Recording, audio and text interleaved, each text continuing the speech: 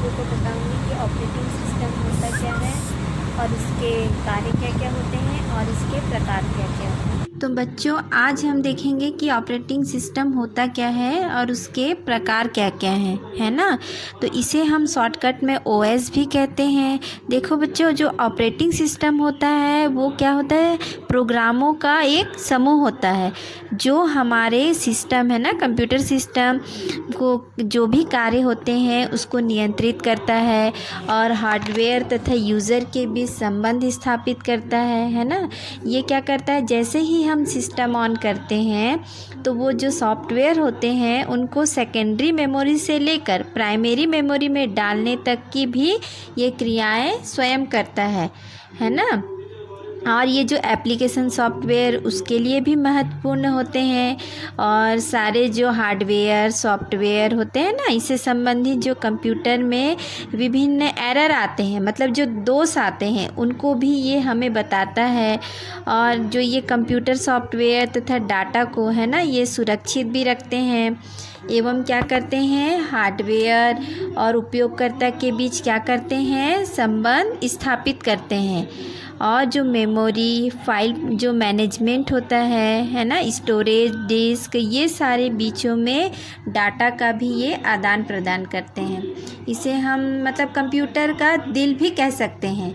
अब हम देखेंगे ऑपरेटिंग सिस्टम के प्रकार। ऑपरेटिंग सिस्टम को बेटा 3 भागों में बांटा गया है, उपयोगकर्ता के आधार पर, काम करने के आधार पर और विकास के आधार पर, है ना।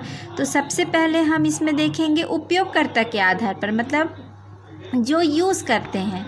तो उसमें से हम सबसे पहले देखेंगे single user operating system. Single नाम से ही पता चल रहा है आप लोगों को। सिंगल मतलब यहाँ पर एक से अधिक अकाउंट नहीं बनाए जा सकते, मतलब एक व्यक्ति ही काम कर सकता है। जैसे हम उदाहरण में देख सकते हैं, MS-DOS पहले बहुत यूज़ किया जाता था, विंडोज़ 95 और 98। अब बेटा देखो, सेकंड हमारा आता है यूज़र के आधार पर मल्टी यूज़र। मल्टी है ना, मल्टी जैसे हमको नाम से पता चल रहा, मल्टी मतलब बहुत सारे। तो हम ये जो ऑपरेटिंग सिस्टम होते हैं इसमें हम एक से अधिक यूज़र अकाउंट बना सकते हैं और उन पर काम कर सकते हैं। तो ये हमारा क्या कहलाता है, मल्टी यूज़र ऑपरेटिंग सिस्टम, है ना। जैसे ये आजकल के जो विंडोज़ होते हैं आधुनिक।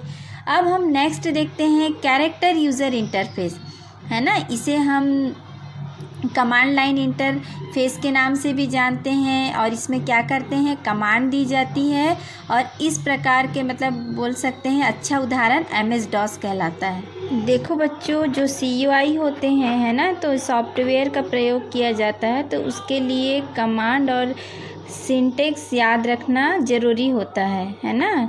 अब हम देखेंगे graphical user interface. Graphical user face नाम से प्रदर्शित होता है। यह ऑपरेटिंग सिस्टम क्या होते हैं, ग्राफिक्स पर आधारित होते हैं, यानी कि इसमें हम माउस और कीबोर्ड के माध्यम से कंप्यूटर को कोई भी इनपुट दे सकते हैं और वहाँ पर जो इंटरफेस दिया जाता है वो ग्राफिकल होते हैं, है ना। और मेनू भी बहुत होते हैं और ये आजकल बहुत ही काम आते हैं। अब हमारा नेक्स्ट होता है विकास के आधार पर। तो देखो बेटा, जैसे पहला हम देखेंगे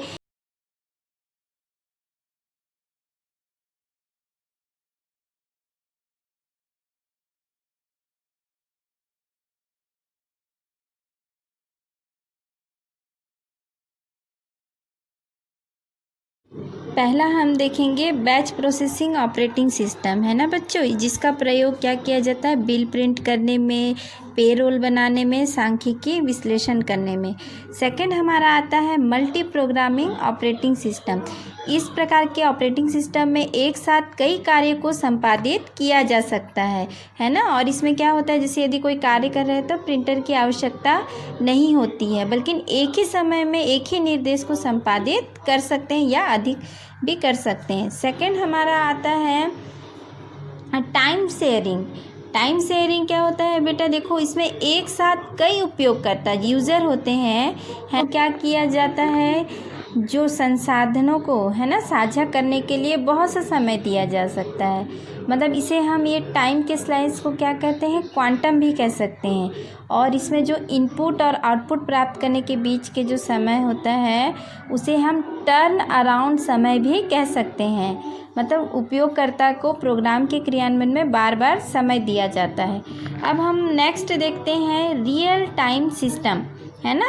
ये क्या होते हैं, देखो निर्धारित समय पे सीमा में क्या करते हैं, परिणाम देते हैं।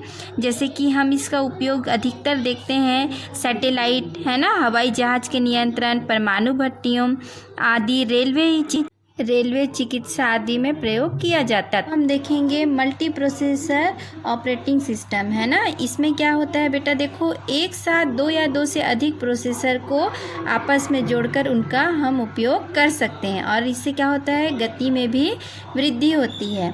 अब हमारा नेक्स्ट आता है एम्बेडेड ऑपरेटिंग सिस्टम, है ना। एम्बेडेड ऑपरेटिंग सिस्टम जो होते हैं उसके लिए जो सॉफ्टवेयर प्रोसेसर के भीतर ही क्या करते हैं, इसको रोम में ही स्टोर किया जाता है। जैसे माइक्रोवेव, वॉशिंग मशीन, है ना, डीवीडी प्लेयर, इलेक्ट्रॉनिक घड़ी आदि में इसका प्रयोग किया जाता है। नेक्स्ट हमारा आखिरी आता है डिस्ट्रीब्यूटेड ऑपरेटिंग सिस्टम। ये होता है बेटा कम्युनिकेशन के लिए, है ना, कम्युनिकेशन के लिए, इसमें संचार के लिए इसका उपयोग किया जाता है और इसे विभिन्न नेटवर्कों से जोड़ा जाता है ना। अब हम नेक्स्ट में देखेंगे कि ऑपरेटिंग सिस्टम की विशेषताएं और ये हम मतलब कैसे कार्य करता है, ठीक है।